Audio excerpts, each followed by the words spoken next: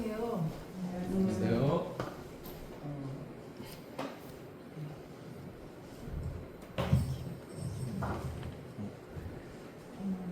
저희들을 초대해 주셔서 감사합니다. 저는 새로남 신덕교회에서 온 나소영이라고 합니다. 제가 요즘에 경험한 것들을 잠시 말씀드릴게요. 저는 차를 타거나 또 식사를 하거나 또 산책을 할 때는 남편하고 같은 공간을 내서 있어요.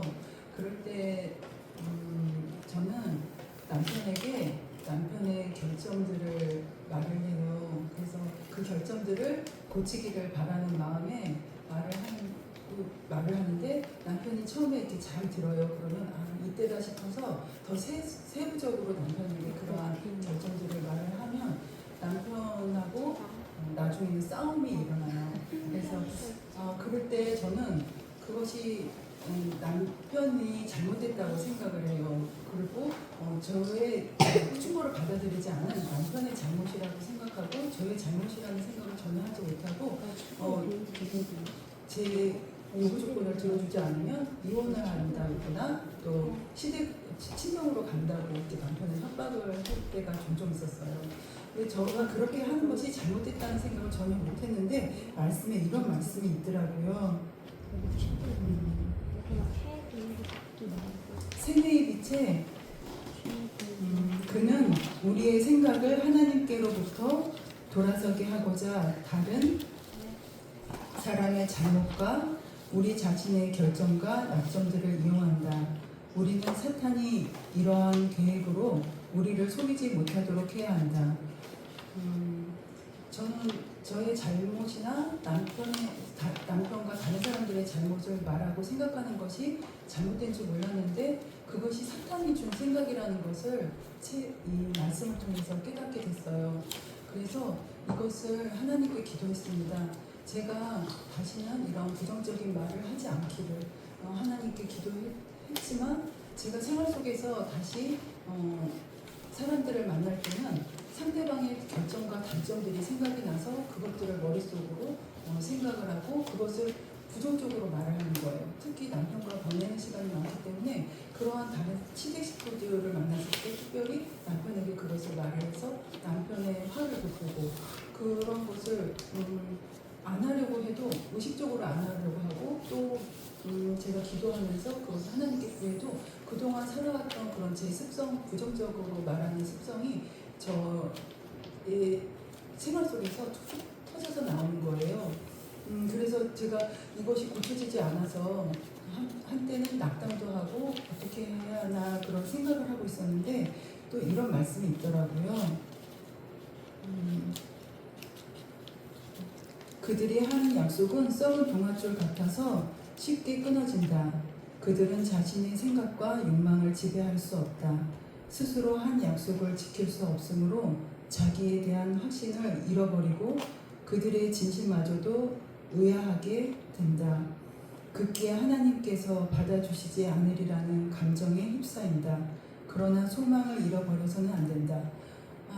그렇구나. 사람들은 나는 죄인이고 연약한 사람이기 때문에 이렇게 할 수밖에 없는 사람이라는 것을 죄인임을 인정하게 됐고 다시 하나님께 무릎 꿇어 기도하게 됐습니다. 하나님 도와주세요. 제가 남편을 존경하고 사랑할 수 있게 도와주세요 하고 기도를 하고 무릎을 꿇었어요. 그러고 나서 이제 제가 지내는 남편을 지금 옆에 이 자리에 있는데 남편이 잘못된 것이 아니라 이제 제가 남편이 항상 많이 대하기 때문에 남편을 예로 들어서 말씀드리겠습니다.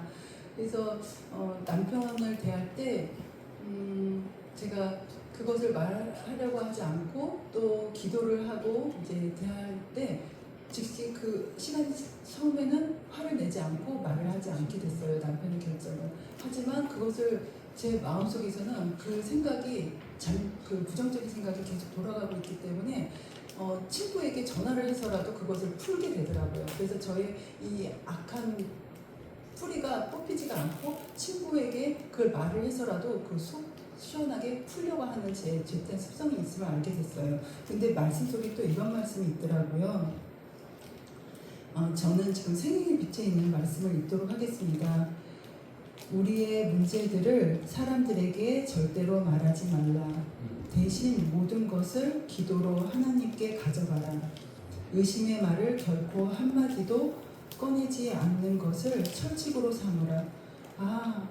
이런 말들을, 부정적인 말들은 사단이 준 것이니 철칙으로 삼아서 이것을 말하지 말아야 되겠다는 굳은 결심을 하고 다시 무릎 꿇어 기도했어요. 하나님 도와주세요. 저는 이것을 끊을 수가 없어요. 제발 도와주세요. 저는 남편을 사랑하고 사랑하는 남편을 진심으로 사랑하고 싶어요. 그리고 저희 가정이 행복한 가정으로 되기를 바랍니다. 제가 이 부정적인 말을 하지 않을 수 있도록 도와주세요 하고 기도했어요. 그렇게 기도를 했고 어느 날 제가 남편과 산책을 하게 됐어요. 근데 남편하고 얘기하면서 제 마음을 알아주지 않는 남편에 대해서 서운한 마음이 들어서 항상 다니던 산책길로 저는 가지 않고 남편은 그쪽으로 가라 하고 저는 다른 쪽 길로 갔어요. 그래서 산책길을 마치고 돌아오는데 남편이 땡볕에 서 있는 거예요. 그 모습을 보면서 저의 서운한 마음이 다 가시고 그늘에 앉아서 기다려도 되는데 저를 만나지 못할까 봐서 더운 여름에 땡볕에 서 있는 남편의 모습에 너무 고마움도 느끼고 감사함도 느끼고 미안한 마음이 들었어요. 그래서 제가 하나님을 계속 부르고 하나님을 의지했더라면 이렇게 사랑스러운 남편에게 이렇게 안 좋은 모습을 보이지 않았을 텐데 너무 안타까운 마음이 들었어요. 그래서 하나님 도와주세요. 제가 정말 이렇게 악한 습성이 끊어지지가 않습니다. 도와주세요. 저는 항상 장미꽃의 가시만 보고 가시만을 바라보고 가시만을 말하고 생각했는데 장미꽃을 바라볼 수 있게 해주세요. 모든 사물에는 긍정적인 면이 있는데 그러한 긍정적인 면을 바라보고 제가 하나님을 바라볼 수 있게 도와주세요 하고 기도했어요. 그러면서 여기 이런 말씀에 또 힘을 얻게 됐습니다. 생애의 빛이 엘렌 G 화이트 여사가 꿈속에서 겪은 내용인데요.